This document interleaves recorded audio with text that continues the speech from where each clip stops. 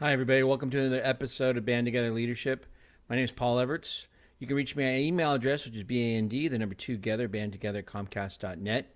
You can also go to our website, conductingmylife.com, where you can get my book, Conducting My Life. You can also go to the curriculum tab and see that I'm part of the John Maxwell team. I'm certificated to be a coach, speaker, and trainer. We have a big event coming out to VISALIA, California, April the 29th, 7 p.m. to 9 p.m. at Cafe 210. That will be for teenagers. We'll be working on Sometimes You Win, Sometimes You Learn. And it's going to be 2 hours, just a quick, hey, how can we learn from not doing well and from failing? I think that's important. And what can we learn from when we win as well? I think winning tends to be a little easier to learn from because we enjoy it so much. But really the learning is coming when we fail. And how we respond to it is also super important. So again, look for that, April 29th, Cafe 210, 7 p.m. to 9 p.m. April 30th, First Presbyterian Church downstairs. They have a beautiful little room for us to be in. We're expecting up to 200 people. Please look for that, April 30th. We're going to work out of the book for adults. This is going to be 15 Invaluable Laws of Growth by John Maxwell. We start at registration at 8 o'clock in the morning. That'll go from 9 to 3. You get book and you get a lunch. So prices are yet to be determined. Go to my website, conductingmylife.com, and you'll see more information, including price. Because I recorded this on the 8th of February. That's why we don't have a price yet. We're working on it. We want to see how low we can get the price. Because, again, of course, there's expenses, the book, and the lunch. And so we were saying, can we get some sponsorships? If you're interested, it's not too late to sponsor. $100, $200, $300, even $55 would be great. We want to get as many people as we can to go to the 15 Invaluable Laws of Growth. So there is my 2-minute commercial. It's 8:38. It's on a beautiful morning on Tuesday, I believe it's the 8th of February, and I've already said that. I'm doing this from my beautiful home, northeast of Sacramento. It's chapter the 11. Chapter the 11. Do you like that chapter? That's pretty funny. Chapter 11.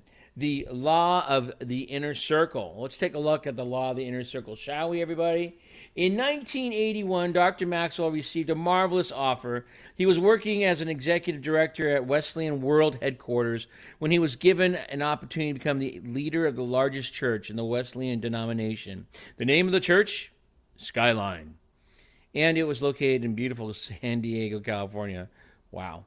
The church had a great history. It had been founded in the 1950s by a wonderful man named Orville Butcher, and he was retiring after serving for 27 years. Dr. Butcher had touched the lives of thousands of people with his leadership, and the church had a strong, nationally recognized reputation. Skyline was a good church, but it did have one problem. Skyline had not grown in years. After making it to a little more than 1,000 members, it had plateaued. The first time Dr. Maxwell flew out to talk with the board, Dr. Maxwell knew that Skyline was the place that he was supposed to be. He immediately called and told his wife, Margaret, that they needed to start packing and preparing to move. And as soon as they offered Dr. Maxwell the job, off they went with their 2 kids to San Diego. As they drove across country, Dr. Maxwell began thinking about the task ahead. He was really looking forward to the challenge of taking Skyline to a new level. After the Maxwell family arrived, Dr. Maxwell met with each of the staff members to assess individual abilities. Most immediately, he discovered why the church had flatlined. The staff were good people, but they weren't strong leaders. No matter what he did with them, they would never be able to take the organization to the place where they needed to go. You see, every leader's potential is determined by the people closest to him. If those people are strong, then the leader can make a huge impact. If they're weak, the leader can't. That is the law of the inner circle. So again, let's see what the law of inner circle is. A leader's potential is determined by those closest to him. So on a personal note, not just Dr. Maxwell, but Paul Everts, my success as a high school band director is never alone. The closest person, obviously, is my wife, Diana. I love her dearly. Very competent, smarter than I am.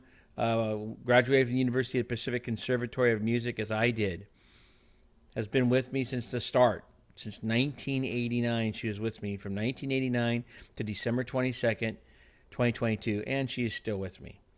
We have made a huge transition, and I'm glad that is with me in this transition. We retired early.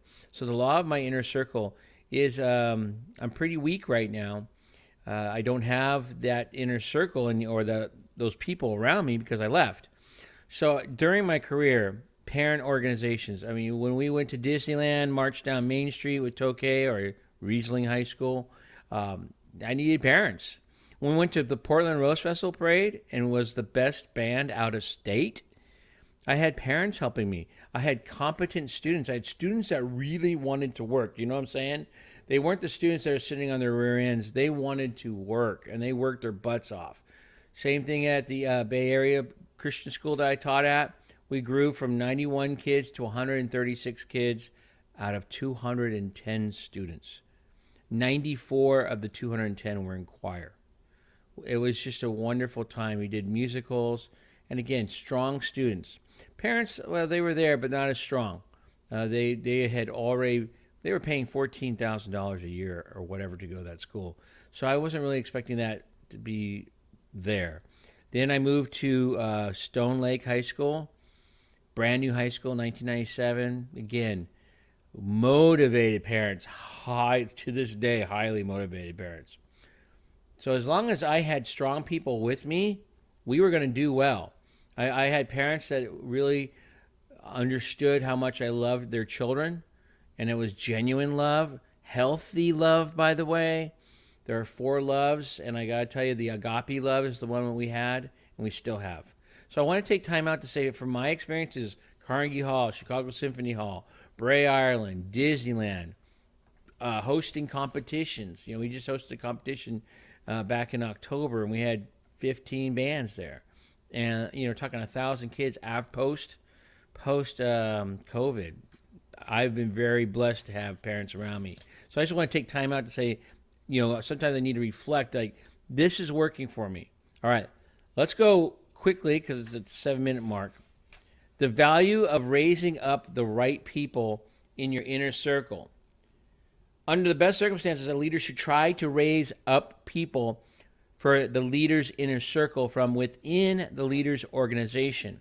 Of course, that is not always possible, as Dr. Maxwell's story from Skyline shows, and you need to buy the book and then you'll read the story. But you can't beat the satisfaction and rewards of bringing up men and women from the farm team. Hewlett-Packard manager Ned Barnholt believes there are 3 groups of people in an organization when it comes to their response to leadership and its impact. Number 1, those who get it almost immediately and they're off and running with it. Number 2, those who are skeptical and not sure what to do with it. And then number 3, another third who start out negative and hope it will go away. I used to spend most of my time with those who were the most negative, said Barnholt, trying to convince them to change. Now I spend my time with the people in the first group. I'm investing in my best assets. See, that attitude pays rich dividends, right? You may be wondering where you should be spending your time in your organization. You should try to bring up 5 types of people into your inner circle. All of them add tremendous value to you and your organization. Number 1, potential value. Those who raise up themselves. The first ability that every leader must have is the ability to lead and motivate him or herself. Always keep your eyes open for people with potential. Number 2, positive value. Those who raise morale in the organization. Here's an old poem by Ella Wheeler Wilcox that my mother, that'd be Dr. Maxwell's mother, used to recite to him. Here's the poem. There are 2 kinds of people on earth today. Just 2 kinds of people. No more, I say. Not the good and the bad, for 'tis well understood that the good are half bad and the bad are half good. No! The 2 kinds of people on earth, I mean, are the people who lift and the people who lean. People who are able to lift up others and boost morale in an organization are invaluable, and they are always a tremendous asset to a leader's inner circle. Again, going to a personal thing. I'm 56 years old. the way that many California public schools are going, I I don't have that energy, that morale to boost them up. I see us making some decisions that are hurting us, and I don't want to be a part of that anymore. And I took the risk today on the 8th of February. Again, you're watching this on March 29th. 8th of February, I have an interview for a local grocery store, and I'm going to talk to a local charter school. I have lots of things going on. But I gotta tell you, it's hard to raise morale in an organization whose morals don't line up with me. When you think about the word morale, it comes from moral. And moral is distinguishing right from wrong. Who am I to tell people they are wrong? Well, I would say Hitler was wrong.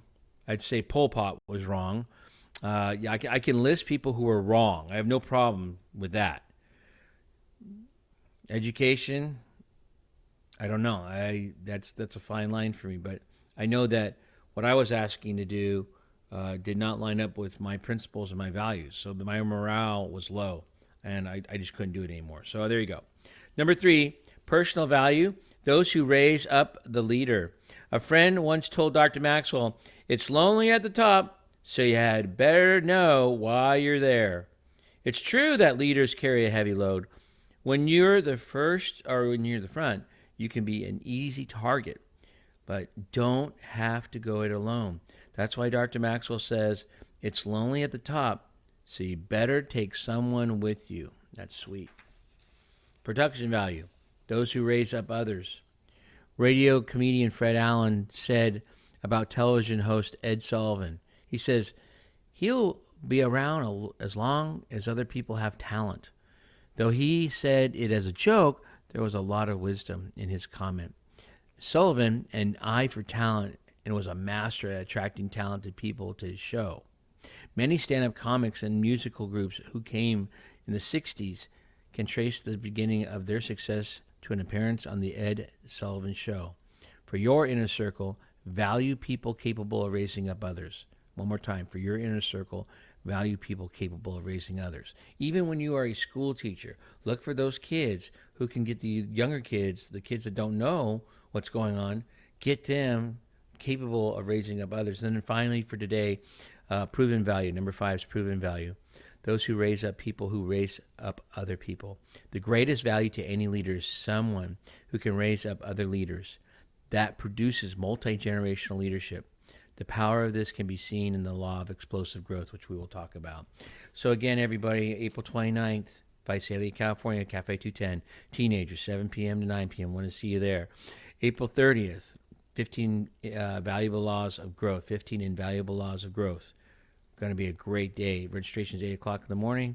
We go from 9 a.m. to 3 p.m.